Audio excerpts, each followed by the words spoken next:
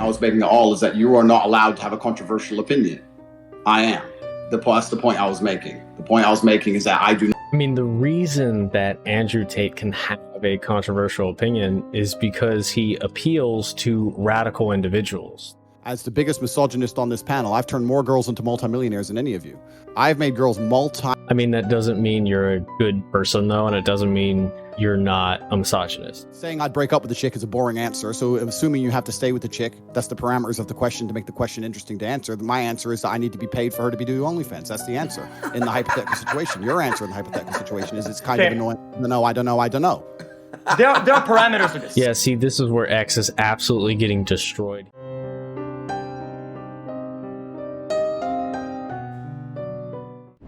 AiA episode 42, reacting to Andrew Tate destroying xQc in a debate. This is relatively new, at the time of recording this at least.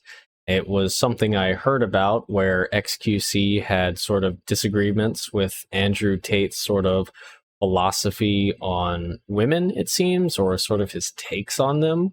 And xQc, being a confident person that he is, actually went on Aiden Ross's show, basically his podcast in a way, and actually debated Andrew Tate. Now, the full video that I will link in the description is almost 3 hours long.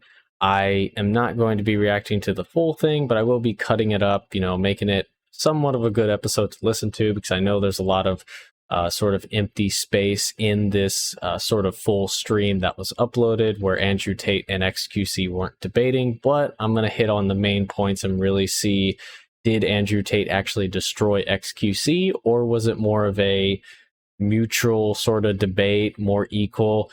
But anyways, let's get into it, and I'll also be playing some World at War in the background. Agrees with you. That's what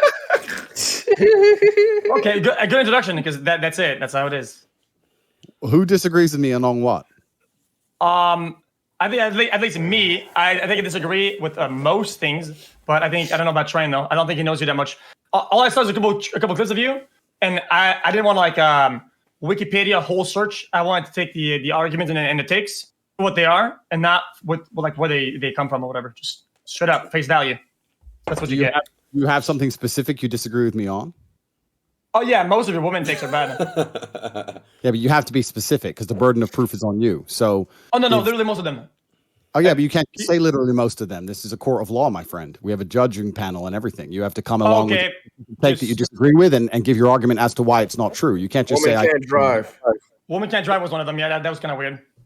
So you don't think that men are overall better drivers than women? No. So when you see the worst parking you've ever seen in your life, you don't think it's more likely to be a female? It's just as equally likely to be a man. He in your is view. crazy, bro. When I see, exactly what you just said. It. Yes. Then that's your opinion. What's the argument?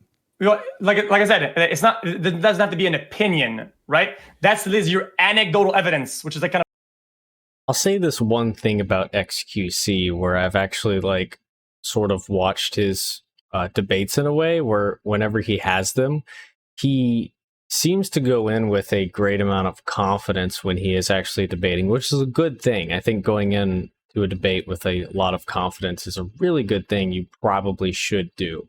But this great amount of confidence doesn't always make up for his lack of skill in debate, maybe, or sort of how he approaches debate. Sort of just starting off here with that sort of like Andrew Tate's take on women can't drive, or women just don't drive as well as men. Obviously, xQc could have appealed to data or empirical evidence right off the bat, but he didn't seem to do that, and that's where at least in my opinion, he probably missed out on a really good opportunity to do that. Like, if he would have came in this debate prepared, like if he actually had studies and data on hand, maybe he could have made a great point and actually got through to Andrew Tate a little bit, or at least he come off in the beginning of the debate looking a lot better than he did, because already it seems like xQc is kind of stumbling in a way again. But I will say this again, because I have seen xQc sort of debates and his sort of conversations with people.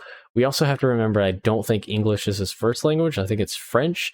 So speaking your non-native language and also playing such a word game as debate, I do give him a lot more leeway than I would give a lot of other people. For instance, if they only speak one language or they're debating in their national or natural language, then I think, you know, you have to give them a little bit benefit of the doubt. But already you can see that Andrew Tate is so composed, xQc is sort of out there.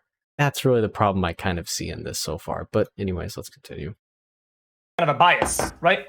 When you want to bring out things like women can't drive, you're going to go with stats, and your stats are off. You're just wrong about them. No, everyone is firstly, when you talk about biases, absolutely everybody is biased to their own personal experiences, right? If I had been in 5 car crashes and all 5 of them were driven by women by coincidence, I'm going to be biased. I'm going to believe that women are less capable. Yo. And then because, okay, fair enough. To sit here and pretend you're not biased and you're beyond biases is bullshit. That's the first thing. Okay. We're all biased. Okay, and then like a natural, good, educated human being, you're probably going to go on the internet and find some study that maybe you're right about it, and then you're going to figure out that you're wrong. Study. Oh yeah, the internet study. Oh, why didn't I think of just following the internet study and not? You're right, because we could have gone fucking Tate's experience instead. Bro, why don't I ignore all my own personal experience and obey the internet study and get my 5th injection and just do everything the internet says? You're right. My personal experiences. Females are not as capable of driving as males. That's my personal experience. You can't come along and tell me that's not true. So, and I don't give a shit. Study. So the next time we have a problem with science or some shit or physics, why go to the internet or talk to some experts? Let's go ask Tate's experience on it, and we'll have the answer to it, right? Sorry, no insults. Now I got unhinged. Sorry for that. It's fine. That's what Twitch does to people. I'll give you that one. That's pretty true. Conversation would be very different in person. Well, that part's not true for me at least. But that's fine. That's the internet. Well, my personal experiences dictate to me, as all of your personal experiences dictate to you, certain realities about the earth. And in my personal experience, every car crash I've been in, every time my car's been hit, the worst parking I've ever seen has always been by a female. Now, I'm not saying females are bad people. I'm saying they're better than men at other things. Okay. Men have, if you want to talk about internet studies, because you seem to believe internet studies for some reason, even though you can give me lies, you can give me big lies, you can give me statistics. Don't dish Gallups. They're one topic at a time. No, studies are the biggest lies on earth. But if you want to talk about studies, it's been proven that females do not have the same kind of spatial awareness that men have. They do not have the reaction times that men have. They've not evolved. This has been studied and found. You want to talk about studies? And yet males cause more crash accidents on the. Okay, I think xQc has a really good point he can make here, because it seems to me, from what I'm hearing, is that Andrew Tate seems to have a big distrust in internet studies or data because like it's fake or something. And I also heard him allude to like the 5th injection. So he's most likely a COVID denier. So you can deduce a lot of things just from what he said there. And xQc has a great opportunity to go in and say like, oh, well, if you don't care about data and you only care about personal experience, you can obviously bring up another example. Like, for instance, I can give a personal example right here, and this is actually real to my life, is I grew up in a poor area. I was actually robbed at gunpoint and jumped multiple times. I think a total of like 5 or 6. Every single time I was jumped, it was from a black male. So is that to say that all black males are just going to rob me or jump me? No, obviously not. And, you know, you can look at data to support that not every black person commits crimes like that. So it's very easy to, you know, kind of cut a knife into that sort of personal experience bubble, because that seems to be what Andrew Tate is going off of. Now, it is good to go off personal experience because, again, your world, you know, however, everyone's world is slightly different, how they see it, how they perceive it, what their personal experiences are. But you can also kind of attack that personal experience bubble and say like, hey, you kind of have to look at data for certain things, or more just things that you want a more baseline approach on. You know, some things, yeah, you can use your personal experience on, but when you're talking about a group of people as a whole or society as a whole, I think you have to look at data personally. The road than women. Cool. So we have so they have less tool. to you and studies, yes, they cause more accidents, but according to your experience, they cause more accidents. So you're right. So you are right. Correct. And we have studies that conflict. And in my personal experience, I feel safer when a man is driving me than if a woman is driving me. That's my personal experience. If you want to sit here hoping that if you keep saying women can drive, you might get a girl, that's your decision.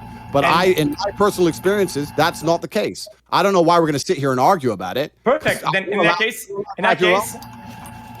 then what you're saying is that since you're such a smart being, if you go to the casino and there's 60% red squares and 40% black ones, right? 60-40. You should bet on the 40% black ones because that's how you're going to make money.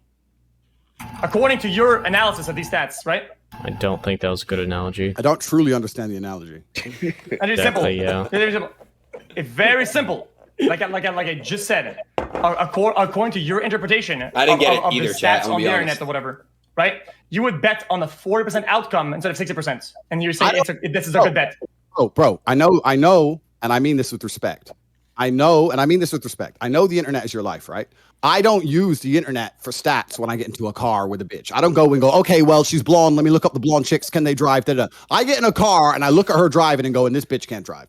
That's what I do, right? And any man who's honest with himself has been in the car with a chick who's driving on some wild ass, crazy, texting on her phone, risking everyone's life. Every man knows I'm telling the truth. Okay. I know you can't say it. Okay. You don't want to get canceled, blah, blah, blah.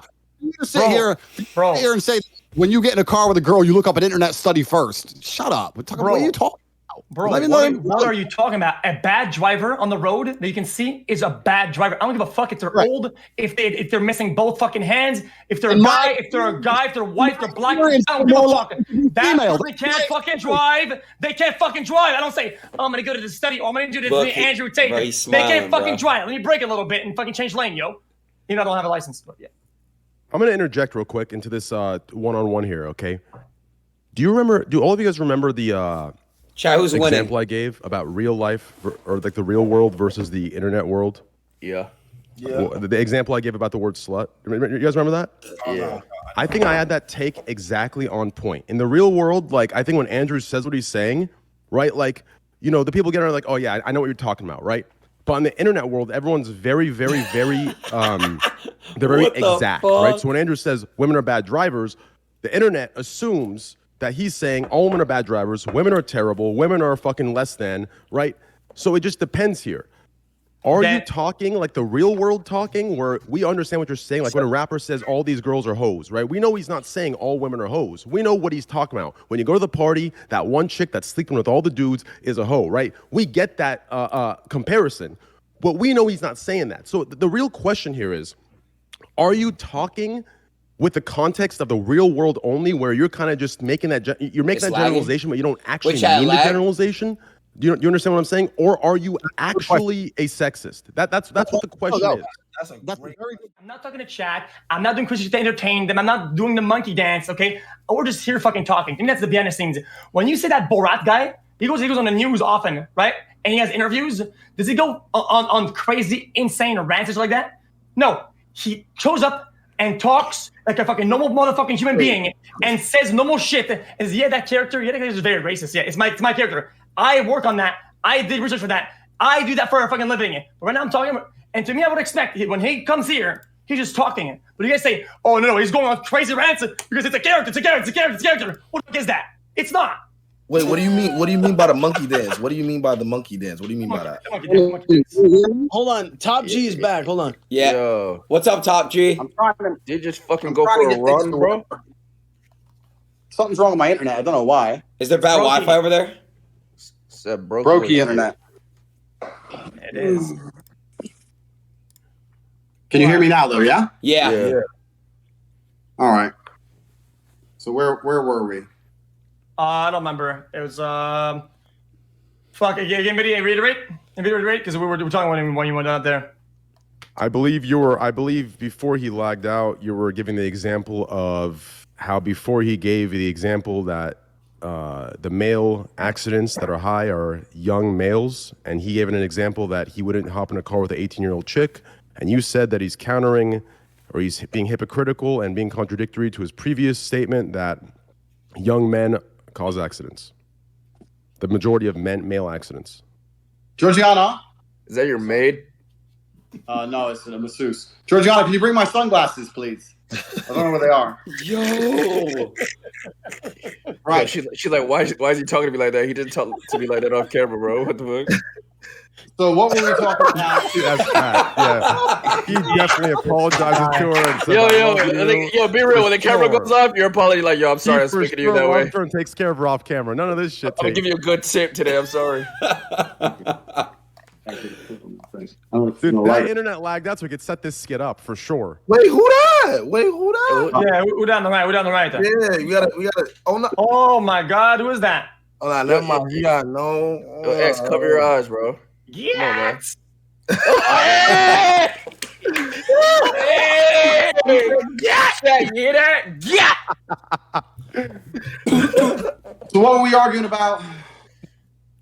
Yo, Look at this guy, bro. Look at this guy, bro. This nigga swear he cool as shit, bro. That makes no sense. This man's a GTA character. Bro, look at this nigga, bro. Well, it's not organized. I had the massage planned, but A didn't message me. So obviously she has to do it while I work. That's how it goes. Okay. Interesting. I don't know what we're arguing about. I don't know. I think we're going off the deep end. Yeah, but I know you said something about the Matrix, and you said that my income depends on me acting a certain way, so I preach the choir type of shit. When I said that I genuinely think that you have your own Matrix in that regard, and you do the same for your views and your things. That's how it is. Well, I think that different people appeal to different people. That's fine. That wasn't the point I was making at all. The point I was making at all is that you are not allowed to have a controversial opinion. I am. That's the point I was making. The point I was making is that I do not. I mean, the reason that Andrew Tate can have a controversial opinion is because he appeals to radical individuals. That's why. And xQc, I wouldn't really say he deals with or appeals to radical individuals. At least in my opinion, he doesn't. He could be, well, at least like in his early days when he streamed, he was quite toxic. But I mean, he's definitely leveled out a lot more now. But I don't know. I think if you're making the argument of who you're appealing to online, because again, different people appeal to different people. That's obviously a basic quote, but you know what Andrew Tate said, but it's true. And, you know, I appeal to a certain sort of group on YouTube, sort of like political / like conversational social issue type people in a way. I don't really know, but that's like the best way to describe it. But I think X can really drill into his Andrew Tate sort of audience, and I think maybe he can get him on a point there. Maybe. I'm not 100% sure, though. Let's see what happens. Not need the internet to be rich or to be significant, so I don't give a fuck. I've been banned 1,000 times. I'll be banned 1,000 times more, and it doesn't even cross my mind. My point is, respectfully, if you were to conclude through your own personal experiences, if you were to come to a conclusion which you know the parameters of the Matrix see is controversial, you still wouldn't even fucking say it, because it's all risk and no reward for you.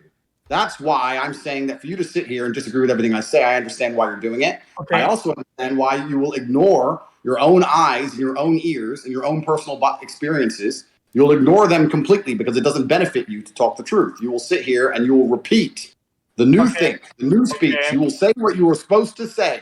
That is we all have different. Oh my God. God. He lagged out again. Yo, this motherfucker. Bro, this why did he just was go getting in his hot. fucking... Bro, why is his internet so fucking bad? If you're wondering about the gameplay change, my Plutonium client for World at War crashed, so I just loaded up Black Ops 2, so that's the reason for the gameplay change. I probably need to reinstall World at War for Plutonium because it does crash a lot for me. So just if you're wondering, that's why the gameplay changed. Let's continue. Room set, dude. Train like 3 years I ago. was gonna go on Train like 3 6 years. days though. 3 years ago when I first graduated and I first moved to LA. Like I remember I was outside of this like club and I hit someone's weed and they like put shit in it, bro, and I got laced like bad. What, like some White Widow or some shit, like some cocaine? It was coke. Good. Finally. Look at this guy, bro. And that's not White Widow right there. And Benny, I think it's called. It's just, it makes you tired. It's like a whatever. But the point is, One, I was so young, just tripping the fuck out, bro. Like, and that's what, like, it's crazy. Yeah. Like, that shit was like really scary for me. I was like, really, I had a bad anxiety attack. It was fucked up. I can add the lady if she's a paid actor. Do you think she's a paid actor? Andrew, Yo, Aiden, honestly, Andrew, honestly, give me your masseuse's Bitcoin address. I'll send her like $100,000. She'll never have to do that again. Do you have Bitcoin? Bitcoin, you know what Bitcoin is? You don't have? I'm gonna set you up because this baller here is gonna send you $100,000. I know he wouldn't lie online. I wouldn't lie. See, Oh, he thinks, shit. yeah. He thinks he's capping. Y'all talking no He game. thinks Trade's actually capping. He No thinks game. oh man, you have no idea. I hope not. I hope not. Like I would respect her very He much. thought that I was fucking around trying to man up. I'll No, do it. That would change her life, and I would love to see that. That would make me very Happily, happy. baby. I got it. Set her up. Just make sure it's going to her, not you or anyone else. Please. Bro, I Bro, she's giving you great massages. Why don't you change her life, bro? Come on, man. But do you have any family members or kids or children who understand Bitcoin? Your children have Bitcoin? Nothing. Bro, if you set her up an account and like cash it out for her and like somehow set up a bank, like I'll send extra just for that. Like if you have an assistant or someone that can do that, I'll make happily take. Can you do that? Yeah, I'll get someone on it now. I'll send it All to you. right, add me on Discord. Add me on Discord. We'll get this done for her. I'm down. All right, awesome. All right, cool. As for the internet, it's something that's happening on the street because there's people out in the street complaining. So it's the whole street, the internet. keeps Yo, going. just for the Oh, record, gotcha. I can't add you. You don't accept friend requests. Just add me, and then I'll accept you, Cool. and we'll get this done. Cool. I'm gonna lose my masseuse, but it's fine. Nah, she won't leave you. If anything, she'll love you more for this because this is the opportunity given, right? You brought her on the platform, and I gave her 100,000. You're right, but I don't have a clue how to add people as friends, bro. I'm an old Just man. you see that big ass nose right there? That big ass nose picture? Just click that right there. Right click it. Go to profile, and then go to send friend request. The one that says train wreck, right clicking. Bro, I have a question. Right. Bro, how did you start and how do you make money? Yeah, Me. yeah, he's fucking fit. Oh, okay. Nice, guys, you Yeah, how'd you become the richest man on the planet, trillionaire or some shit? Trillionaire. Yeah, how'd that happen? So I was a kickboxer for a long time. I was fighting for money.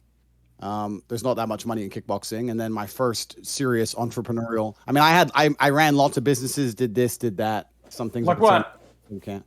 Everything, man. I had a normal job for a while when I was kickboxing, and I did some different things, and I did some things I shouldn't have done, and blah, blah, blah, and was in jail for a little while and got out. And then I opened up a webcam company. I had girls sitting on the internet talking to men, and I ended up scaling that up to having 75 women working for me.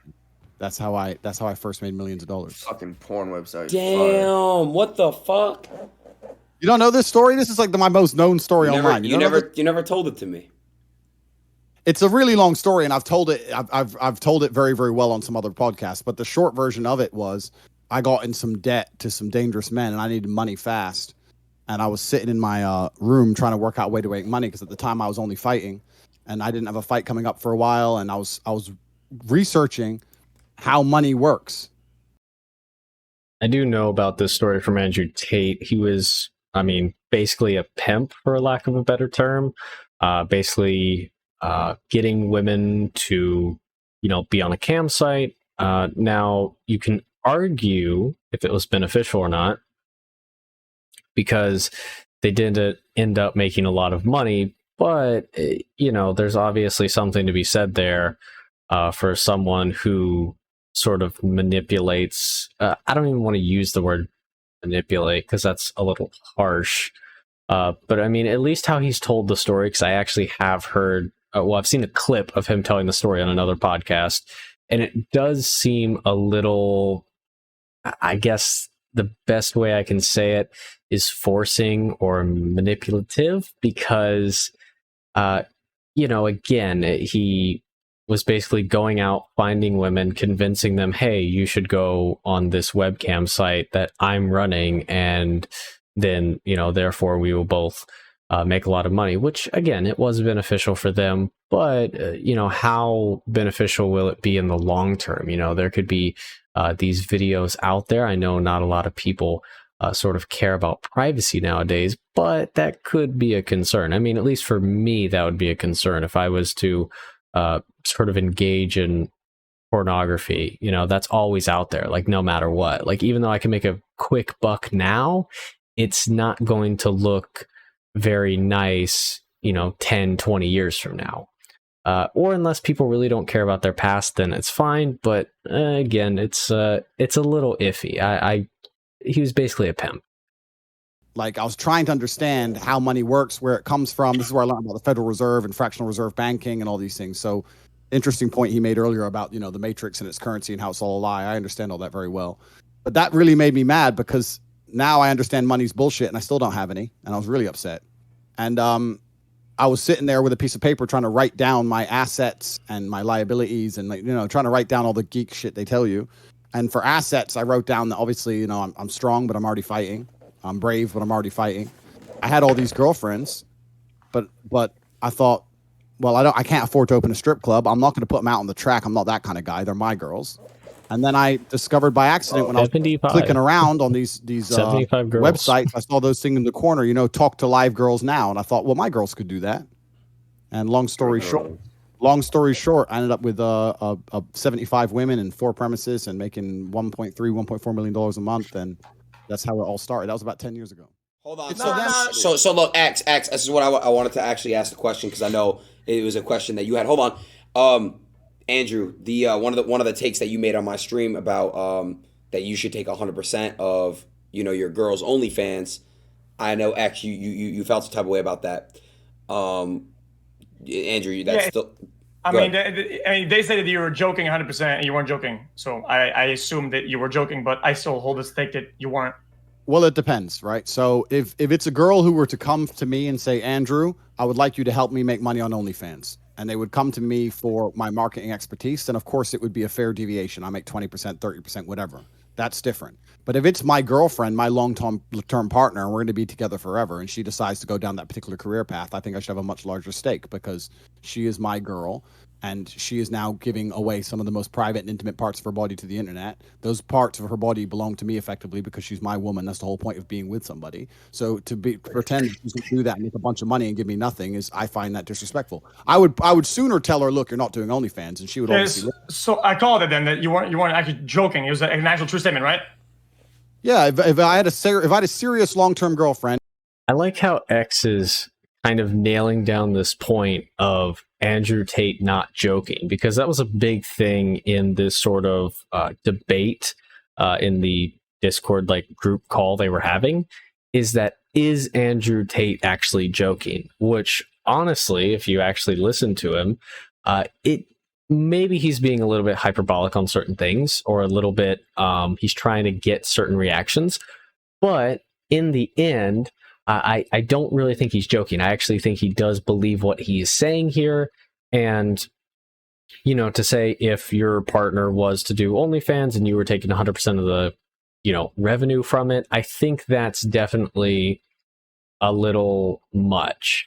And I mean, you can obviously debate the fact of even if they were doing OnlyFans, if they were doing it before you met them, if they started doing it and you allowed it, or they started doing it without you even knowing, if you're married, how long have you been in the relationship? There's so many other questions that are nuanced here that aren't really being answered. It's just a black and white statement like, oh, your girlfriend's doing OnlyFans, you have to take 100% of the value because that's just, she's giving away her, private, intimate parts that you as a man are only supposed to be entitled to because she's in a relationship with you. So I think that's where it gets a little lost.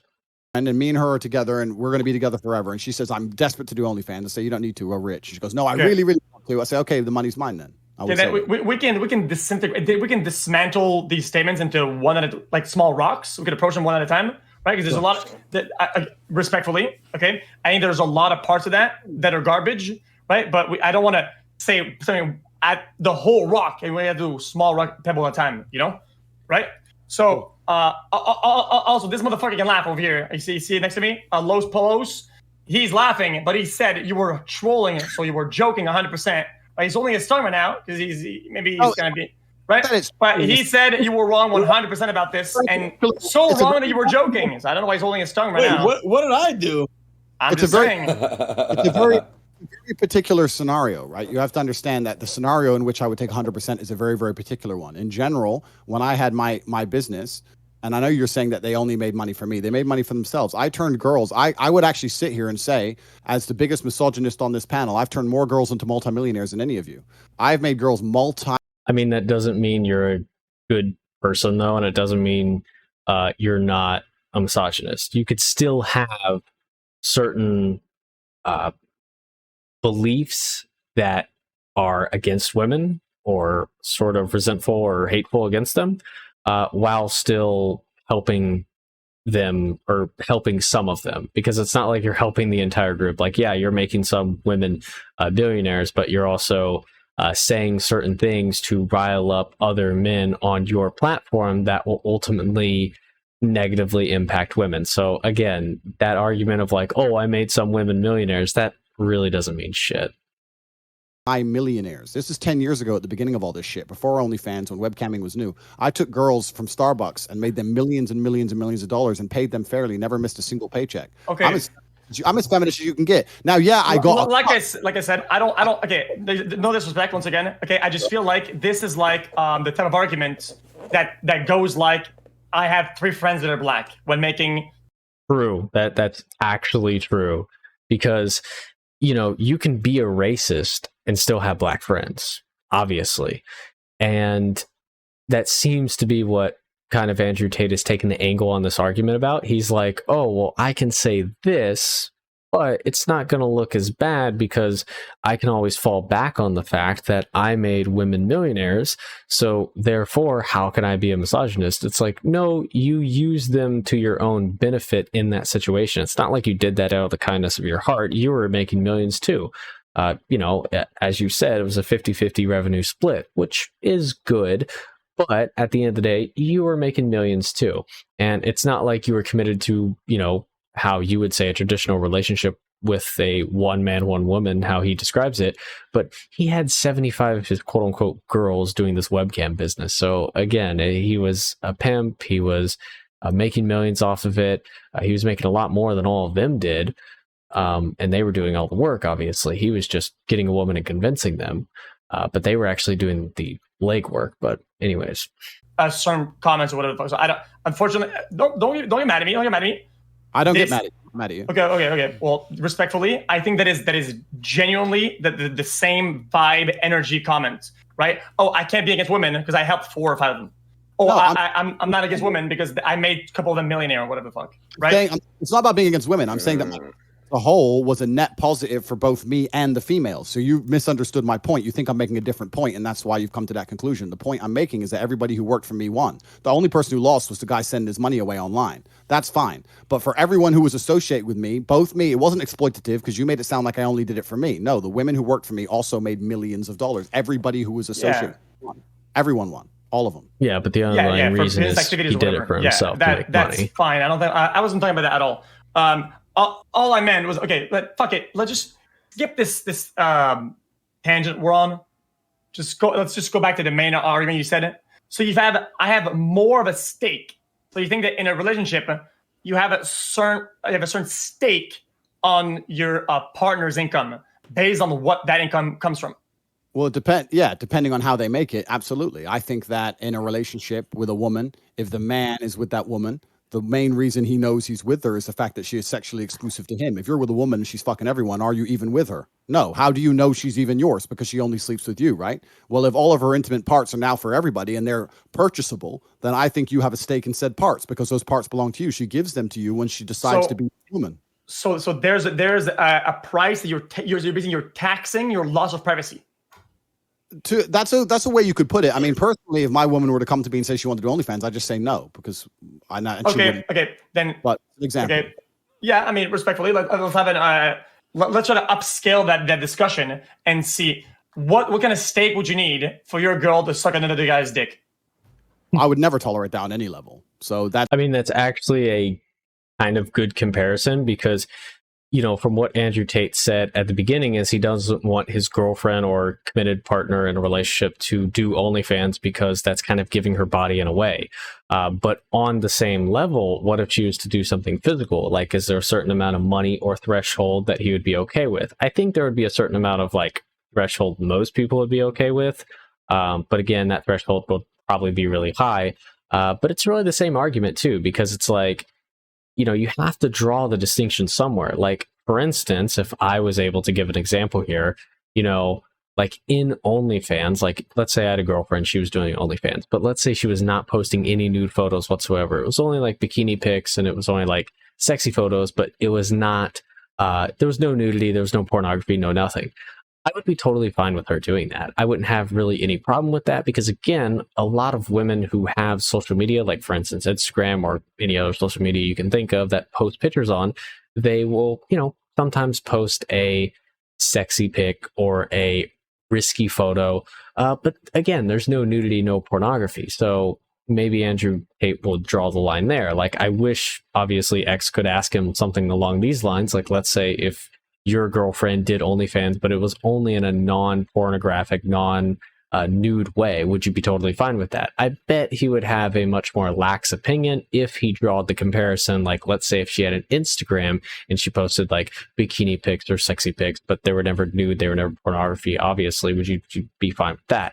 So I think that's a good argument to make here, because again, all of these conversations they're having right now are incredibly nuanced, but they're kind of just staying at the surface level and not really diving into it. And again, I think if they actually dive into it, X would have the advantage here. But the only reason he doesn't have the advantage is I think he is not well versed in debate. You don't see xQc doing debates weekly, even though he has done some debates recently, and he's went on, you know, Andrew Tate and done debates. But we've all seen his Gamba debate and other debates out there. I think he does give a good shot, but obviously this is not like his main focus. He's not trying to get better at debate, but if he actually sort of like studied more and actually did more debates, I think he would really go far, because he talks fast, he's able to form thoughts really fast, and I think he comes to good conclusions. It's just sometimes he can't explain all the way of how he gets there.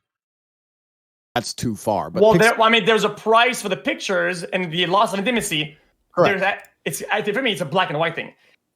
Chat, for $1 million, once you lose a certain amount, you can lose more of it. Would you let your girl suck a dick? I understand what you're saying, yes or no? but to me, it's not black. Because pixelated pictures on the internet are very different than sucking an actual dick. So I would never let my girls be prostitutes. None of the girls who ever worked for me ever prostituted. I've never associated with a prostitute. I don't associate with porn stars, none of that kind of shit. But I had very wholesome girls with pictures of their titties on the internet 10 years ago who made themselves millionaires, yes. And now they are happily married with somebody or whatever. Or some of them are still with me. It doesn't matter. But I was never like getting girls to prostitute or hardcore pimping along that line. I use the word pimp because I had a lot of women who worked for me and they were all beautiful and it sounds cool. But truthfully, I don't even really see myself in that regard. I think I'm less of a pimp than most. He was a pimp. Like literally, definitionally. The girls who work for me, 50%. You don't get 50% of the cash register when you work at McDonald's. Okay, they can also, people can be pimps and companies can be pimps to a certain level, right? Which has anything to do with you being a certain level of a pimp. I think, sure. I don't think if your girl is doing something, an activity of her own will, I feel like taxing her that's being a pimp, like quite literally. You are pimping at the wazoo. Yeah, you are pimping. Exactly. I understand, and maybe you've never had the kind of relationships I've had with my women, but any woman I'm with decides to, by her own free will, submit to me because she sees me as her intellectual superior. She sees me as her life superior. She looks up to me and she respects me, and she sees me as and for that reason, if she were to come along and say do OnlyFans and I said no, she wouldn't do it. But if she insisted on doing it, I would sit here and say, look, I'm unhappy with you doing this, making a bunch of money off of parts which are supposed to be intimate only for me. If this is going to happen, I need to have some kind of compensation for my unhappiness. Yes. And she would understand and she would pay me. But this is not a scenario I need to be involved in. This is just a hypothetical, right?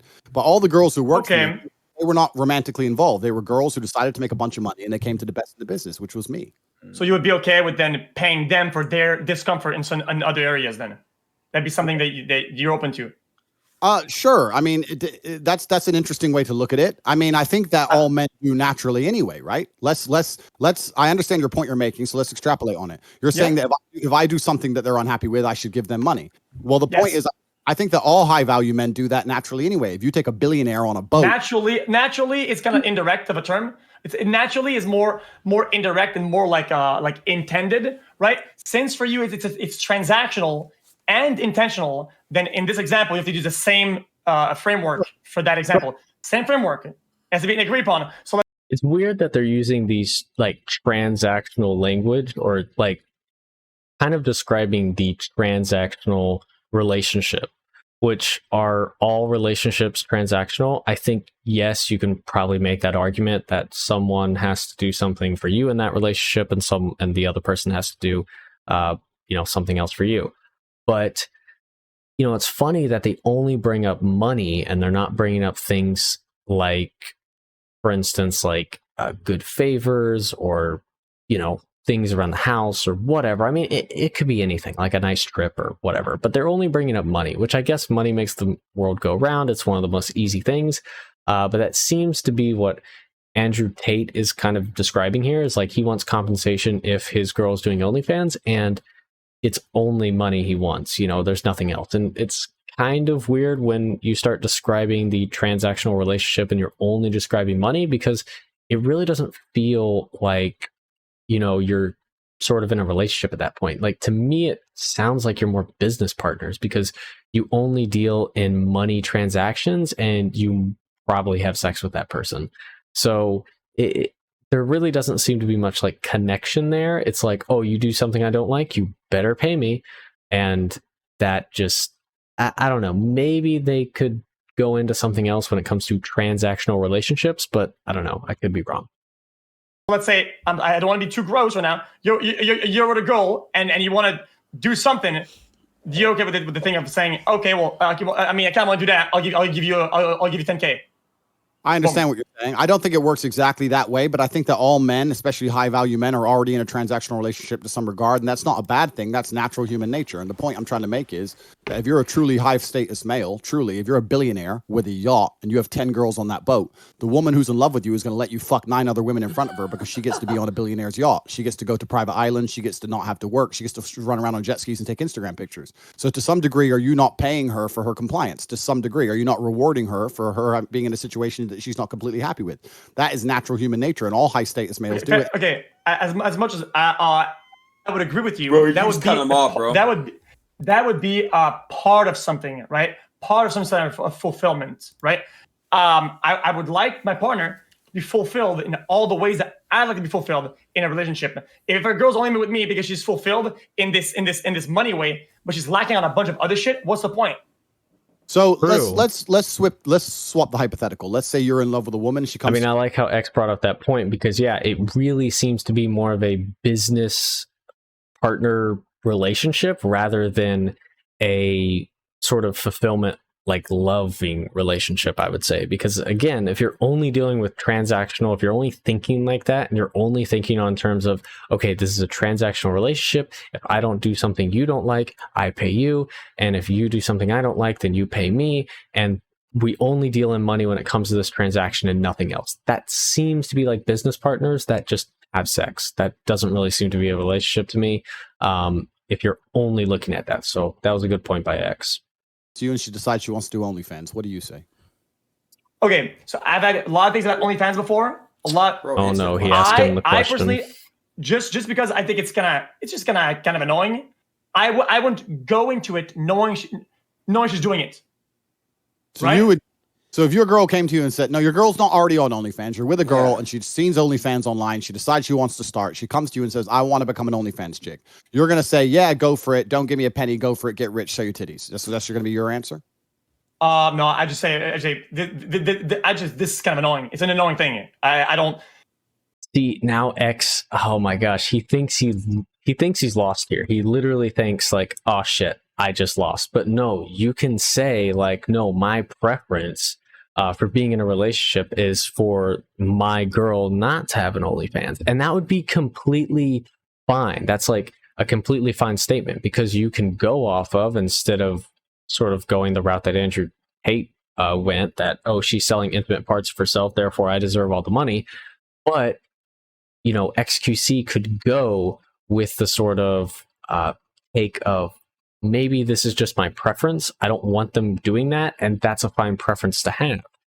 So that's completely valid, but xQc thinks he lost here. But the problem is, if he actually admits or actually says like, oh no, that's just my preference, then he runs into the issue of losing the panel, because I guarantee the entire panel here, they're sort of kind of on the side of Andrew Tate. So they're automatically going to be like, oh, Andrew Tate got him. He got him with this point. And now xQc lost the panel, and now it's completely over for him. So now he's at a really big crossroad right now. I don't know how he's going to respond. I don't fully agree with it, right? So it'd be kind of cold. It's cold. I don't like it. Well, this is the point. So I think it's you're and I understand this is really interesting what Train said earlier about internet language, because when you make a point, you have to be very, very careful with what you say. It's almost like politicians speak. But you're saying it's annoying. I wouldn't like it. Well, I'd say you're not allowed. That's what I'd say. I'd say you're not allowed to be on OnlyFans if you're my girl. Okay. And if you are here. Okay. Yeah. The point I'm trying to make is that I don't like it, and if it escalates to a point, I guess I would break up. But that's not like the I don't think that's the main point though. What does that prove? I think it's just lame. It's generally lame. Hey, all right. So the point I'm making here is that it's a situation that most men don't want to find themselves in. They're completely in love with the chick, and she decides to do OnlyFans. We're in a hypothetical situation. Saying I'd break up with the chick is a boring answer. So assuming you have to stay with the chick, that's the parameters of the question to make the question interesting to answer. My answer is that I need to be paid for her to be doing OnlyFans. That's the answer in the hypothetical situation. Your answer in the hypothetical situation is it's kind of annoying. I don't know. There are parameters for this. Yeah, see, this is where X is absolutely getting destroyed here. Like, Andrew Tate is not only speaking really well, like he's going through his take and his argument and how he comes to his conclusion incredibly well. xQc is like a deer caught in the headlights because he just got asked a question that he knows that if he says, like, no, I don't want my girl doing OnlyFans, then he's going to play right into Andrew Tate's hand. And then if he says, yes, I want my girl doing OnlyFans, which obviously is not what he believes, then he's going to absolutely lose the panel. So, I mean, either way, at this moment, X is screwed. Like, he couldn't have answered that question, yes or no. He probably just would have been screwed. And now he runs into the problem of Andrew Tate came back with a really good take following his conclusion. X doesn't really know how to respond. And now I think this is where Andrew Tate kind of takes over. Yeah. There's a bunch of parameters around that. It would be like, I hope she's not doing it because of lack of fulfillment in certain ways in our relationship, because that's a fucking problem. I wouldn't want my partner to go to places because she's craving a part of something she isn't getting in our relationship. As long as the thing takes away from a relationship, right? And the framework remains the same, then I guess it's kind of chilling. But that's kind of how it comes to OnlyFans, because people do it for a lot of reasons and a lot of other ones. So it's kind of. Do you mind me asking you a question? How old are you? 26. Okay, let me blow your mind, young man. Women love men they respect. And let me tell you this, and this is natural, this is evolutionary, it's biological. This is why women have certain even basic things like height, right? They're designed to be attracted to it evolutionarily because they respect larger men because they're more likely. Maybe this is why I hate the red pill guys or whatever, sort of like Andrew Tate's community in that way. But it seems to me that whenever Andrew Tate is trying to draw a conclusion to why women are a certain way, he's going to be using these words like evolutionary or biology. This is biological for them to like this. And then he'll say, what they're attracted to, and it makes more sense, or it sounds more reasonable because he's using these bigger words like biological and evolutionary. But I think that's where it ultimately runs into the problem, because then he's sounding more knowledgeable than he really is.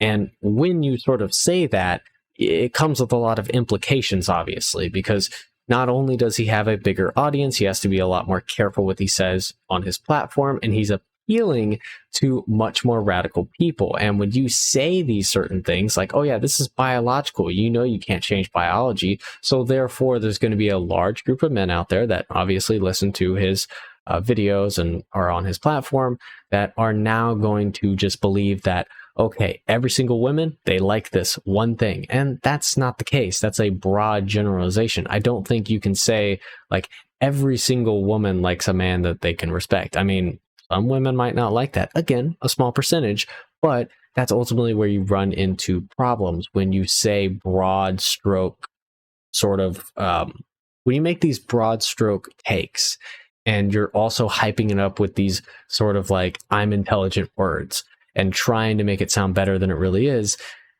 that's when it runs into the problem. And I hope that X drills into him for this, because he has a point right here where he can come back. Could he be better at fighting? They're better warriors. Women fall in love with men they respect. Not even men they like that much. It's men they respect. Men they like are their friends. Men they respect are the ones they fuck. And let me tell you something. If a girl were to come to me and say, I am intent on doing OnlyFans, and I would say, I'm uncomfortable with you doing that. I don't want you doing it. And she says, Andrew, I love you, but I'm going to do OnlyFans no matter what. I would have to put together parameters and a framework in which she still respects me as a man, or we're over. It's not even about the money. It's about the fact that you are my woman. I love you, you love me, and you're going to show me enough respect as a man that if you're going to get naked on the internet, you're going to at least reward me in some way. There's not going to be all these men paying you money and you making a bunch of money on the fucking side sitting in my house without me getting shit, because that is disrespectful.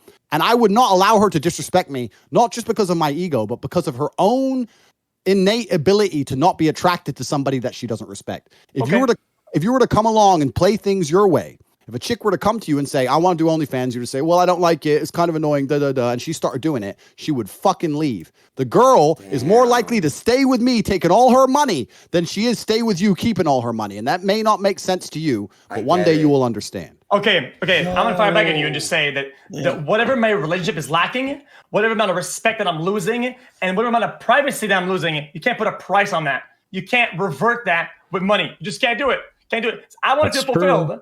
And what fulfills me is that my partner is fulfilled, and we're both on that like equal mindset, right? And you can't exchange that with money in a transactional way. You just can't. It doesn't matter the amounts. Doesn't matter. It does make me fulfilled. So if the partner can make up for it, whatever they're doing that they're lacking, and they're kind of like reverting it somehow. So I guess we can find some sort of compromise, right? But it wouldn't be about money or be transactional money wise. It just wouldn't. Brother, life is transactional, my friend. And to sit here and pretend that because things are... Yeah, I think that X made a really good point here that Andrew Tate's probably going to just not even engage with. But he basically made the point that you can't subsidize fulfillment in a relationship with money, because there are more things to like a relationship than just the amount of money you can give each other. But Andrew Tate, I think, sees or maybe thinks that transactional just means money. No, it does mean other things, especially in a relationship. But now he's going to overlook that, and maybe his view is that life, he said there's transactional, so he's probably going to make the point of, everything's transactional and everything has to do with money. He probably sees everything as a business transaction, whether it's a relationship, a business partner, whatever he's doing, it's always a business transaction. And, I have a partner, but technically they're just a business partner, so I can make money off of them. That seems to be the case. Again, I think that's sort of a toxic view to have, but it seems to be working for him. Transactional means there's no emotions involved isn't true. Life is transactional. If I'm completely head over heels in love with a woman and I love her with all my heart and I'm ready to take a bullet for her, it's still a transactional relationship. She still provides things and I still provide things that satisfy both of us. You do not sit here and stream for free. Life is transactional. So to sit here and pretend that things shouldn't be transactional is asinine. That's not the way the world works. Every single thing in the world is transactional. Even if I give money to charity, even if Train gives this lady who's massaging me $100,000, he's doing that, one, for clout, two, because he gets to feel good about himself. He isn't. It's not pure charity. He gets to win too. Actually, wait a second. Wait a second. No, I gotta say something. It's not for clout. If you look me up, I'm actually hated and everything's justified that I do, but it is for the feel good. I get a high from it. The same high I get from gambling, I get from giving. My dick gets hard. So that's transactional, but it is not for clout. I don't give a fuck about it. Just trust me. Do a little research. It is not the clout part, but it is the high part from feeling good. Continue. Bro, it's the same with me. There's Romania has an orphanage problem. A lot of orphans. Every single Christmas, I go down to the orphanage with the Rolls Royce, give $100,000, whatever. Am I the fucking nicest man in the world? Well, yeah, but also I feel good. I feel good for doing it, right? Yeah. So life is transactional. So to sit here and say things shouldn't be transactional is asinine. That's not a right paradigm. You must view the world in a transactional sense. The world is transactional. Yeah, but you're being a little bit obtuse, though. You are deliberately obtuse about what the nature of how we use transactional as a term. You're just saying, oh, it's all transaction. Yeah, of course. Then everything in life, if it goes one way, it comes back the another way. That's transactional. So everything is. But that's not how we use the word transactional. Transactional is more of not an indirect. It's more of a direct thing. I'm doing this for that, right? That's how we normally use transactional. The way you're saying is just, oh, it's an exchange of brain chemicals. I'm doing this and I get this brain reward. Right? As an exchange. That's that is obtuse. Fine. Let me change the way I ask you the question, right? Because what what I'm actually, and once again, you're only 26. You are smart. I can see you're smart, but you're 26. So if I were in your position and I had disagreed with everything that Andrew Tate had said, and Andrew Tate was going to come on a stream, first I'd have a list of everything he said I disagree with. You don't even have a list, so you haven't been very professional about your approach in this. You don't even know most of the things I've said. You're just saying this about. It's all very general. So in future, please say it again. Sorry about that. I was fucking distracted by bullshit. Fine. In future, make a list of all my points you disagree with, so we can be more systematic in our approach. Oh, agreed. The problem is that you're a Gish Galloper. You're a professional at it. You're really good at doing it. Gish Galloping, you do dang, dang, dang, dang, dang, dang, dang, dang, dang, and then it's kind of hard to catch up because once we talk about something, it's already too late. Cool. I mean, those are two fundamentally different things that sort of X brought up and then Andrew Tate brought up. Andrew Tate said, hey, maybe you should prepare for the debate because that would make you more prepared when you actually came in. You could actually like debate me and have points written down. And then if X actually, wrote points down and he actually did some research, he could actually come with studies, data, evidence, and probably get Andrew Tate on a couple points. That would have been good. But then X made the point of, oh no, he's just a Gish Galloper. Then, that's not going to help. It's like, no, that's a debate tactic in a debate. He's talking about preparation before the debate. And while if he is a Gish Galloper, well, then the best thing for you to do is obviously take notes while he's obviously Gish Galloping and he's saying all these certain things. And then you have even more notes. So then when it's your turn to talk, you can debunk point after point after point. So Gish Galloping is not always a very efficient debate tactic unless your opponent is actually not really that good at debate. Because, if they actually make a lot of points, together, well, then you have time to respond. And then when you have that actual time to respond, then you can actually start dismantling them, So I've debated many people in the past, and if they do Gish Gallop, I will bring out Notepad, start taking notes, and then by the time it's my turn to talk, I can debunk all of their points. So, and probably draw conclusions of why certain ones don't follow the others. But anyways, continue. Let me tell you what you're doing, just so you're aware. If I walk into NASA and I say that going to space is too expensive and too dangerous, and they say, well, yeah, I agree with you. And I say, okay, this is bullshit. And they go, well, what's the alternative? And I cannot present an alternative.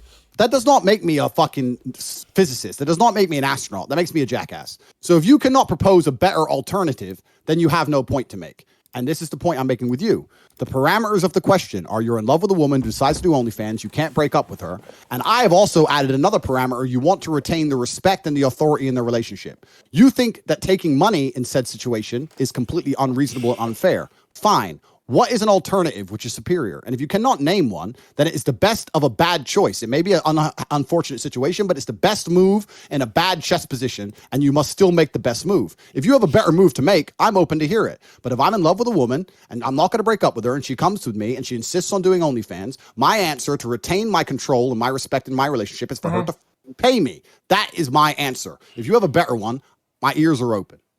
Okay, like I said, whenever somebody does OnlyFans, it's because there's what does that come from? Like, it can be a lot of things of why they would do it. Only money or some sort of fulfillment or whatever, right? Some sort of fulfillment, right? If they're doing it because they're lacking something in the relationship, they're taking something away from the relationship, that's a fucking problem. I guess break up. If I'm that uncomfortable, I'm not going to put a price on that. I'm not going to be fulfilled in something and spend my entire life with somebody and be committed.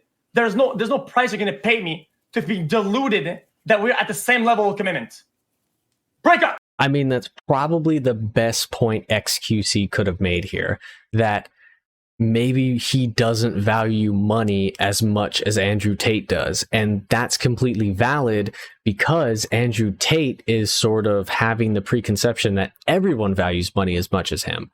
And when you have that preconception, then you can sort of make that argument that he just made before X made his point, and it would make 100% sense. But someone could come right back at you and say like, hey, I might not value money as that much. If I'm unfulfilled in a relationship or they're unfulfilled in a relationship, money is not going to fill that void. But for Andrew Tate, money might fill that void. So that's a really good point that X could have made here, and probably the best one he could have, because when Andrew Tate was actually making his sort of conclusion there and his sort of take on the if his girl did OnlyFans, he did it really well, and I think X came back really well too. So let's see what happens.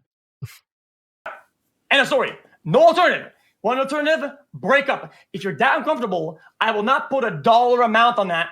I will fucking break up and move on. And the fact that you can put a price on your lack of commitment or whatever you think you're like, because if they make it OnlyFans, it's not about the money. It's the principle, chat, right? X, what he's saying was a hypothetical. He said in a real normal world, it's like, no, we can't. No OnlyFans, we break up. It is what it is. What he's saying, there's no breakup in this scenario. No breakup. What is the alternative of the transaction? No, I said break up. That's alternative. You fucking break up. X also is hypothetical though. Also, X, he's saying it's not about the money. It's the principle behind it. His hypothetical is no, like in a situation where you guys aren't breaking up, and it's just you need some. What are you gonna do instead?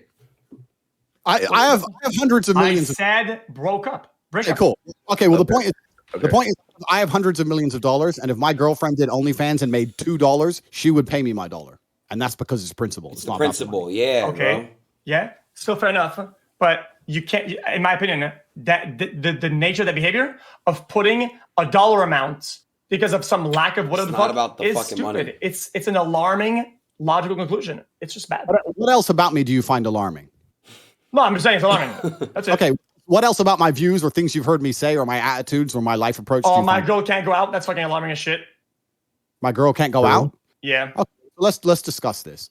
All right, cool. So I take my girlfriends out all the time, right? Cool. But if my girl were to say I want to go out with 7 other girls to the club, in my personal experience, I'd be unhappy for her to do that because I've been the man in the club that those 7 girls turn up to and end up on his table, and I know what happens. I've lived a very, very long life. I know how that ends. Now, I think that, and I've discussed this already before. I think I discussed this yesterday with Dave Portnoy, which he got upset about. I discussed that if I'm going to be in a relationship and I'm going to have responsibility over a woman, which I want to have because it's my masculine imperative, I should also have a degree of authority that comes with that responsibility. If I'm responsible for her safety, for example, but she refuses to obey me when I say don't walk home in the middle of the night, then how can I truly be responsible? Responsibility and authority are linked. I'm responsible for her because I'm her man and I take the best care of her. I might know things she doesn't know. She might be 19 years old and think going to the club's all fine. I'm 35. I've been around. I've seen what happens in clubs. No, you don't need to go there. I'm responsible for you. I take care of you. And by extension, I have authority to say to you, you're not going to that nightclub. That doesn't make me crazy. It doesn't make me insecure. It doesn't make me weak. She can always say I'm going to go anyway, and that's fine. And then we can break up. It might not make him insecure because he might not be insecure at all, but being controlling of your partner to that sort of extent, like they can't go out, is sort of like an insecurity thing. I mean, you could argue safety, but if you were arguing safety, then you would go out with them to protect them, obviously, because you're a masculine man. But it seems to me that it comes off as insecure to most people in a controlling relationship, because if someone is trying to control you, then most likely they are insecure about something in the relationship. You know, I think he's insecure of the fact that what if another man was to look at my woman in a certain context or just talk to her in this sort of way that would be totally off limits. You know, he's probably that sort of controlling that his girlfriend or wife or whatever can't even talk to other males, let alone have them as friends, right? In my scenario, any woman I'm serious about is going to obey me. And I'm not going to come along with some crazy, maybe people will call it crazy. I'm not going to make her do anything wrong. She ain't going to take drugs. She's going to go to the gym. She's going to eat right. She's going to be learning shit. And she ain't going to be in the club sniffing and drinking. Now, if that makes me a bad person, then so be it. No problem. But I get plenty of girls who sign up to that all day long without problems. And any man who sits there and goes, I'm not insecure, I'll send my girl to the club. Send her to my table, G. Send her to my table. No problem. Send her. Enough. Okay. We'll talk about insecurity when she's sucking dick. Okay, then according to your mindset and how you see things then, and your high levels of security apparently, right? If your girl was to go to the club, right, and I was at the club, you're scared that I will bring your girl home. I don't live in. It's not about scared because I don't live in fear. That's fear. No, it's not fear. What it is. Okay, what is the outcome that you do not want of her going to the club? I'll explain. I'm a territorial. Guys coming over and bringing her home. You, by fear, you are scared of her going home with another guy. that is a move that is literally fueled by fear. You are fearful. That's an interesting viewpoint, and I know you think that that's relevant, and I know you think you've made a good point, but I'm about to dissect it and show you why. Go ahead. I'm a territorial individual, and I think that being a man, one of the best things about being a man is being territorial, being able to say, that is mine. That's the whole point of it. So let's use an analogy. Fear of losing and please, something? when I make this analogy, I don't want you to try and get caught up in the analogy because I'm about to compare a woman to a car. Do not say, you're comparing women to cars. That's low IQ. This is just an analogy. If I go outside, right, or let's say I have a Lamborghini. I have many cars, but let's say I take my Lamborghini. Would I park it in a high crime area? Even if the locks are fantastic, even if my woman is loyal and completely and utterly in love with me, and I know there's 0% chance any man could ever take her home because she's with the top G, which is the case. Even if I know the locks on my car, it has bulletproof glass, it's locked, you can't break into it. Will I park my Lambo in an area where people are going to try and steal it? That's a good analogy, I won't, because bro. that is irresponsible. So the fact is, I don't care if men try and come up to my chick because no one can steal my chick because I am me. The fact is, it's irresponsible for me to put her in a scenario where people will attempt it. If I walk out to the car park and someone's trying to break into my car, even if the locks to my car are secure, I will still decimate said individual for attempting to steal my property. That's what it's about. It's about territorialism. It's not about being fearful the girl's going to run off with someone else. There's nowhere to go from me but down. It's not about that. It's about the fact that it's irresponsible for me to put her in that scenario. Does that make sense? Yeah, I mean, the argument would be good. If I were you, I'm making that argument. I could rationalize the argument you just did. If most of the girls that I dated or that I was with had the IQ of somebody who cannot move, think, or do anything, and is just stuck on the side of the fucking curb. So yeah, I guess maybe you would have this experience. If most of you did were 0 IQ, brain frozen. Yeah, but it doesn't make sense in the real world because you don't park your fucking girl on the curb at the club. They move, they talk, they do shit. So it's not a fucking. It's not the danger of other guys doing shit, right? Because they can still think. And the loss of the potential that one guy out of a million will do some crazy shit and is going to forcibly bring her home, right? Is far outweighed by the fun and enjoyment and fulfillment that they get by going to the club in the first place. That's interesting, but you also have to understand, because we are different individuals living very different lives, and I'm not going to sit here and comment on your relationships because I don't understand them because I don't know them. But you have to understand. Now, I am at a status of life where any woman who gets with me understands that to be with a man of my caliber, there are certain sacrifices which must be made. You do not get to be with a kickboxing world champion, multi-millionaire, whose entire life is completely on track and live a life of spoilt princess, and then also say to that man, I go to the club whenever the fuck I want. You might be able to say that to some other men, but you can't say it to me. So, and I want to say something to you that you may not yet understand once again, because you are intelligent, but you're not yet wise because you are young. Women are malleable. And when I say they're malleable, people think that women are these individualistic, unique creatures, and they are to a degree, but they are heavily molded by the man they're with. You'll notice if a woman gets with a man and she loves him, she likes the same music he likes, the same anybody's in that regard. Everybody's malleable in that regard with the people that they're with, people that are around. People are the fucking result of what's around them. That's just correct. So women are malleable. So a woman which may say to you, I'm a unique, special snowflake, I do whatever the fuck I want. If she was in my presence, she wouldn't say that.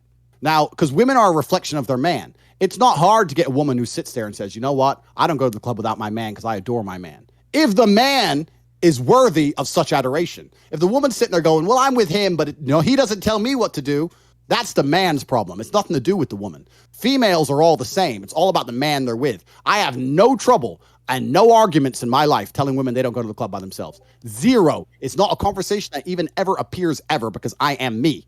So for you to sit here and describe scenarios, that's fine. And you're saying that my women are low IQ. I would counter that by saying if I was with the same women you were with, they'd behave better for me than they would for you. And that is because of my status and my wisdom and my individuality that you've you treat and pay for them like they're Lambos that are parked at the curb. Of course they're going to be like this if you want to go down that argument. So yeah, I guess once more I have to concede the point because you're right. I guess you dated frozen Lambos parked at the curb. It's not frozen Lambos. Saying to a woman that is what you compare. That is your example. You compare the behavior and the potentials of her being stolen to a parked Lambo. Therefore, I have to use that analogy when talking about the girls that you are dating. And you are right. I'm sorry, it's not an insult. You made this precedent. I have to use it. Yeah, I will take he's right. any woman I could date. XQ Any is women right. you've ever, I don't know who your girlfriends are. I don't have a clue. But any woman you've ever Right dated, there. if I was with her, she wouldn't be going to the club without me. That's the bottom line. And that's because who I am. The woman's paradigm, the idea that the female is going to come along and demand to only go club with the girls, et cetera, et cetera, et cetera, that is heavily dependent on the man she is with. So what makes you above her then? The money, the status, the top G? What is the label or the That's a good question. that makes you above her? It's not about being above. It's about her. Yes, it is. It's about her it is. respecting me. Therefore, you can't go to the club either. You don't go to the club then. That's bullshit. I go to the club whatever the fuck I want. Okay. Well, then you're above her in some way. What makes her unable to go to the club if you can't go to the club if you're equal? I am responsible for her, and I have authority. Why are you responsible? What makes you responsible? I'm responsible for her because I am more competent as an individual. Now, before How do you know that? All the girls. And there's no girl out there that could be above you. You're above everybody else. Well, let's because I know you're gonna try and go down the sexist argument. Let's reverse it. Come on, answer the question, Andrew Tate. Jesus Christ, X finally got him. This is a fucking great point by X. Jesus Christ, he finally got to the point of like, what makes you as a person above, women? And he really didn't want to answer that, but he said like, oh, he's more competent or whatever. But then X countered with, all right, every single woman out there. There's not a single woman out there that you are less competent than or more competent than. That is a really good point. And as you can see, he obviously paused and he's, trying to preface his answer here because he knows that if he says something now, he's going to probably get in, I would say X is going to start having the advantage in the debate because it feels like Andrew Tate has sort of had the advantage so far, but I think X is about to have the advantage. I mean, you bait it. Okay, listen. You have driven this conversation since the beginning. I gave you I gave you the initial roots argument or point, and you are driving yourself there. Cool. And so you are drawing a circle around it. I didn't do shit. All right. I said, what makes you above her? And you're not giving me an answer. It's not about being above. It's about having responsibility for. So why do you share responsibility? Okay, because you can't share responsibility because nothing in life is 50-50. There's always, even if it's 49%, 51%. Okay, then why you? Me, because I'm me. This is the exact point. Now let's reverse it, which I've been trying to do for the last 30 seconds. There are women out there who are with men, and that man needs her to tell him, stop playing video games, stop smoking weed, go to the gym, get your diet in order. Why don't you ever work? Why ain't you got any money? There are millions of relationships out there. In said scenario, she has responsibility because she's his mother and she tells him what to do, and she has authority. She can tell him not to do shit because she's the fucking boss. That is happened. So it's not about a sex thing. It's about human dynamics. In every relationship, someone's in charge, and I'm in charge of my relationships, and I find it irresponsible of me to put her in a scenario where something could happen to her. But carry on. Sorry to interrupt you. I just think what a good point was. I can interject. Since you're making that point, right? The problem with these statements is that you say girls. You always say girls or my girls, right? Intending that it's all of them. What about some girl, right? Who, right now, hypothetically, is a multi-trillionaire, right? And is in your kitchen right now, and she comes over right now. The door opens behind you. We see a little glint of light right behind you right now. And he says, hey, Tate, get the fuck off the computer, drinking his bullshit with his stupid cigar, talking to that fucking double on your computer, right? That could happen, right? According to you. No, it can't happen. Why not? It can't happen, and I'll tell you why. I'll tell you why. Because you said some girl being a multi-trillionaire. There's plenty of women in the world who may have a lot of money. Yeah. But you have to understand that when you look at life, you have to look at life in the different paradigms. There's many different lenses you look at life through. And when you look at life from a societal perspective, yes, women are equal to men and they should be, fine. But when you look at women from an animalistic perspective, because we are basically animals, they are not equal to us physically. When it comes to something like personal safety, which a club involves a lot of, they can get spiked, a man can try on with them and lose his temper, they can get attacked, whatever can happen. When it comes to physical protection, that is a man's realm.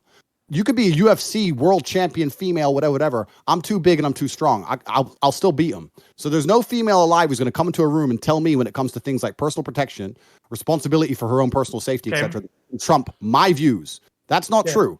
I'm a man, I have certain domains in which I rule. Okay, now X can ask, do you think that you are stronger than every single woman on Earth? Which probably isn't true, but he could make that, statement as well.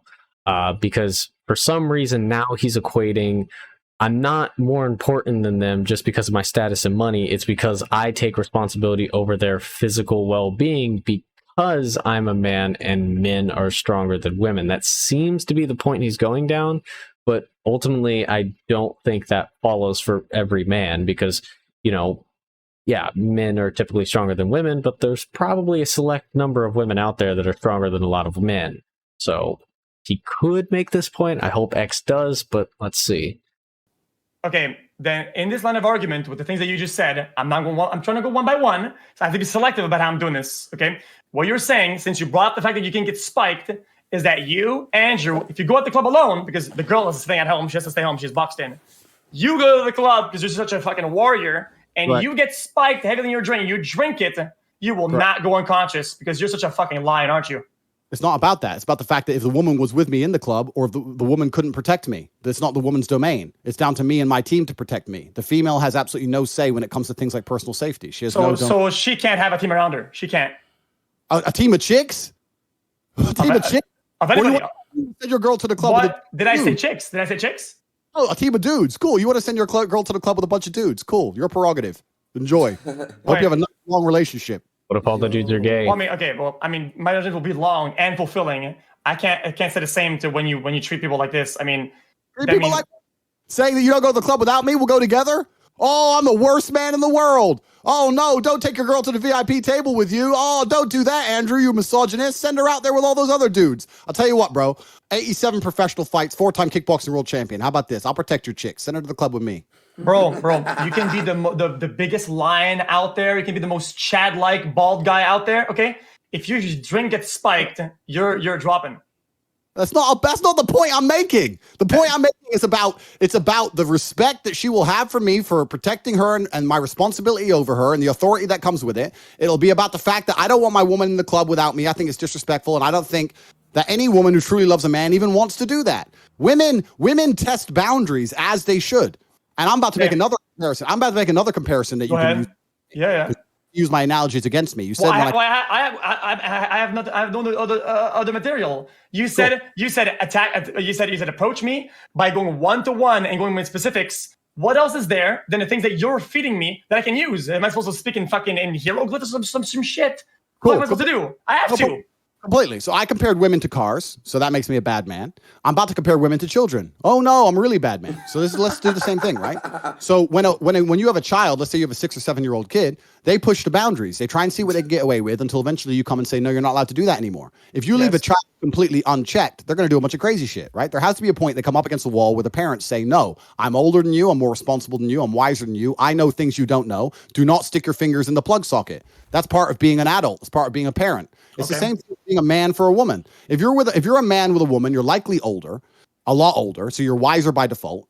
You're probably, if you're a successful man, more successful than her. You've seen a lot of things. You've probably seen more violence than she has, et cetera, et cetera, et cetera. You're very, very qualified to come along and say... Why do you intend that you're probably more successful than she is?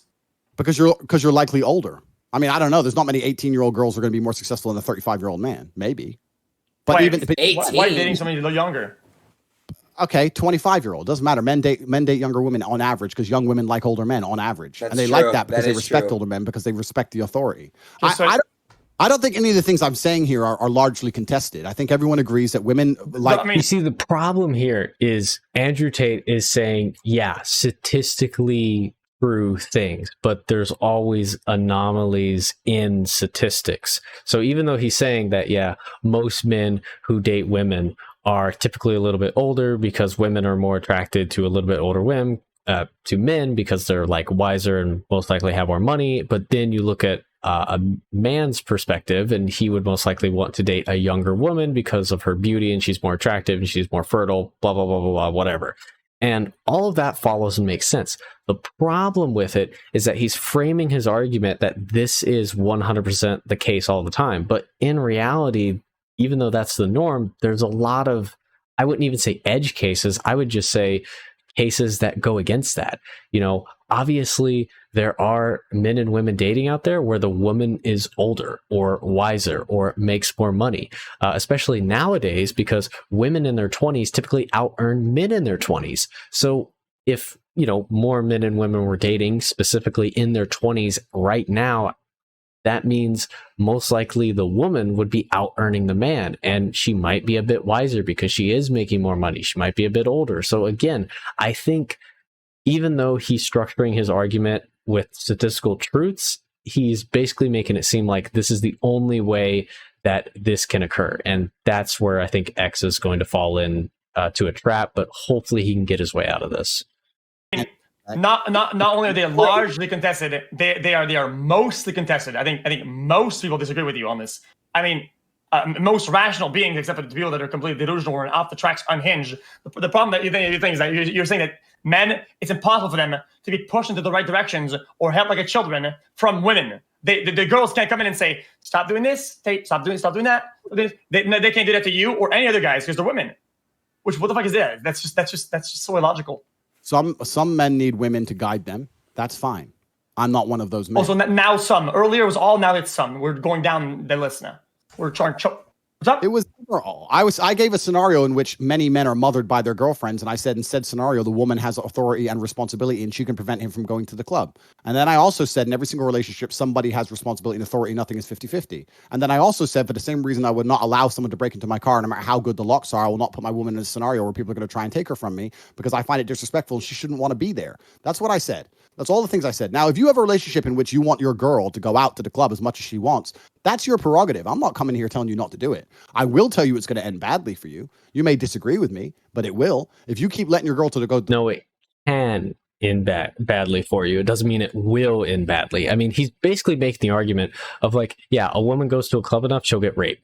Well, you know, if we think about that, yeah, probably some will, a number will, but not everyone will. And again, you have to, I don't know the statistics, so I'm going to be 100% true. But you have to, you know, life is full of risks, and it's how much risk do you want to accept for a certain thing. So like, for instance, when you drive your car every day, that's a pretty big risk that you could die in a car accident. That's like one of the most deadly ways, or one of the most common ways of dying, you know, is actually car accidents. So, for instance, when you drive your car every day, you're putting yourself at a pretty big risk to get into a car accident and most likely die. But you still do it. So it's a risk. So going to the club, yes, there's inherent risk to, you know, maybe your drink getting spiked, maybe you getting raped. Again, there are those cases. But it's how much risk do you want to accept in your life? You know, for instance, you can look at the cars, you can look at like lifting like heavy weights, doing crazy things. You know, you could get injured, you could die. There's all of these risks in life. And I think that is the thing that Andrew Tate is sort of like hiding at the moment, where he's like, you know, oh no, if a woman goes to the club alone, she's absolutely going to get raped. That's how it's going to happen. So again, hopefully X can spot that and sort of attack it, but I don't know if he will. It doesn't seem like he will, but we'll see. The club is going to end badly, not just because she's going to get stolen, but because she's not going to respect you as a man. She's going to say, this man lets me go out and get drunk with other men every fucking night. What kind of dude do I have? That is your definition of what the respect that she owes you is, not the definition of that relationships overall. That's how that transaction goes. Like, I think this is, I mean, you're being obtuse. The problem with this is that you're being obtuse about it, right? Relationship, you have to be, why are you in a relationship in the first place? Why are you with a girl, right? Because you want to, because you want to be fulfilled. You want to have a relationship and you want to feel like you're in something, right? You're committed. Why do you date? Tell us. Why do you date? Absolutely, for the same reason everybody dates, for fulfillment. Okay, so a lot of points, let's say like a polygon. A lot of things make you fulfilled, like a little bit of this, a little bit of that, a little bit of this. It makes it a nice polygon, right? Correct. Right. So, in my opinion, this is what the foundation of what a relationship is. For me to be fully fulfilled, I want the person I'm with, my partner, to that one of prerequisite is that they're fulfilled in all these ways.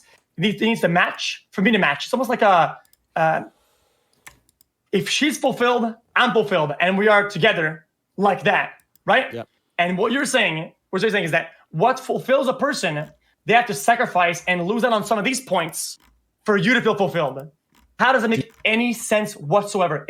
That is completely and utterly illogical, because they have to make compromises and sacrifices that overall will lack fulfillment and will make you feel less fulfilled, and you will end up with a raw loss overall in this exchange. I'm gonna let y'all finish this conversation, but I just want to say I got to dip. Got a flight to catch. I'm gonna holler at y'all. Appreciate you, X. Later, brother. See you, man. Take care, man. Appreciate you. You understand it? You're arguing. I understand your argument. Your argument is that if the woman has to make compromises to be with me, she's not completely fulfilled, which will stop me being completely fulfilled. Yeah, that's. Okay. I like that you're listening a lot. I like that. Thank you. But you make compromises to be with her. You don't fuck other women. You do that. That is not a okay. When you talk about the framework of a good, stable, committed relationship, okay, fucking other girls is not a compromise. It's pre-intended. Going to the club with a bunch of dudes is pre-intended. It's all about the parameters you set. If you're going to sit here and say that I don't want her to have to change a single thing about her life because of the difference, then you shouldn't have to change anything about your life. Agreed, Andrew. That would be the perspective, as if I felt like I'm losing something by her going to the club, except I don't. Why? Because she doesn't get anything out of going to the club in those ways. That takes away from our relationships, because I'm number one. You can't replace me. They see me as the perfect fit. They love me, right? I don't lose anything by them going to see number 2s and 3s and 50s and 100s. They have the best at home. I don't lose shit. You intend that when your girls go to the club, you're scared that they're gonna lose something. The other people around at the club are better than you, because you, Andrew, you're not number one in their heart. You're number 3, and they might get number 2 over there or number 1, and you're scared of that. Why are you scared of that? I don't get that. It makes no sense at all. We've already discussed the fear argument. We've already discussed about the fact that no matter how good the locks are, I wouldn't put it in a high crime area. We've already discussed this. I understand you're trying to use the fact that trying to paint me as insecure and fearful. No, that's incorrect. Like I said, you're not going to answer me. I want you to dissect my argument. So anyways, I think I'm going to call it there. There's over an hour left in the actual video, and obviously I'm trying not to react to full videos now because I'm trying to be a better reactor. I'm trying to cut things out, and that's what I've done with this video, but at least this episode of AiA will be quite long.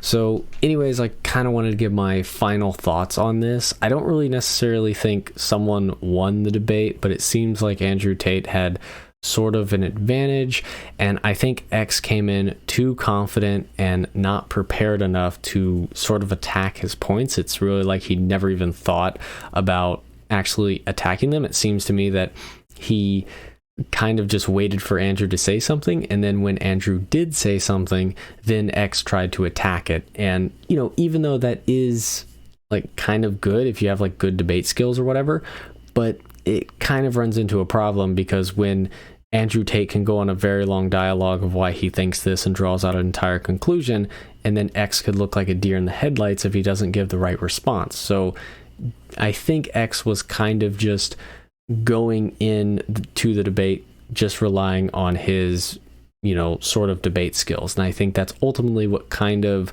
lost him the debate in the way, or at least lost the panel, because I believe at least the Discord group call, or the panel I call it, was not really on X's side, and that was already a problem. And it doesn't look like the chat was even on X's side either, at least from Aiden Ross' perspective and anyone else who actually streamed it.